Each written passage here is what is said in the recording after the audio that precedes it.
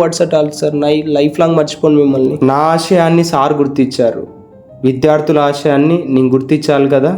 ఇక్కడ ప్రాఫిట్స్ చూసుకోకుండా నాకు ఎంతైతే ఖర్చు అవుతుందో విద్యార్థులకు అంతటితోనే పెట్టి మంచిగా చాలామందికి సీట్లు తెప్పించాలనేది నా ఆశయం. ఎదుటోరి ఆశయం వాళ్ళకి తెలియదు, కానీ గుర్తించినప్పుడే తెలుస్తుంది. ఇప్పుడు నాకు సార్ ఎలాగ చేస్తున్నారు, నేను స్టూడెంట్స్కి అలాగ చేస్తున్నాను. అతి తక్కువ ధరతో ఎక్కువ సీట్లు తెప్పించాలదే నా మెయిన్ ఫోకస్. చాలామంది దూరం. ఏ స్కూల్? మోడల్ స్కూల్ అన్న. ఏం పేరు? నిత్యశ్రీ. ఓకే, ఏ క్లాస్ జరిగింది మధ్యాహ్నం? మ్యాథ్స్ అన్న. 2 క్లాసులు బాగా అర్థమైనాయా? అర్థమైనాయి. ఓకే. ఆర్డిటి ఏపీఆర్ చేసి. చిన్న ఏ స్కూల్ నుండి వస్తున్నావు? కేశాపురం హై స్కూల్ అన్న. కేశాపురం. ఏం పేరు? చరణ్ కుమార్ యాదవ్ అన్న. చరణ్ కుమార్ యాదవ్. ఏది అప్లై చేసినావు? మా పాల్ సిటీ ఏపీఆర్ చేసి ఆర్డిటి అన్న. అన్నిటి దానికోసం వస్తున్నావు. అవును. బాగా అర్థమైనాయా పొద్దున్నే జరిగిన క్లాస్? మా నీ పేరు? పావని అన్న. ఏ స్కూల్ నువ్వు? మోడల్ స్కూల్ అన్న. మోడల్ స్కూల్ నుండి వస్తున్నావు. ఏం క్లాస్ జరిగింది పొద్దున? ఫిజిక్స్ క్లాస్ అన్న. బాగా అర్థమైందా? ఓకే. ఏ స్కూల్ చిన్న? Government high school Kocheru. Kocheru high school. ఏ కోచింగ్ కోసం వస్తున్నావు?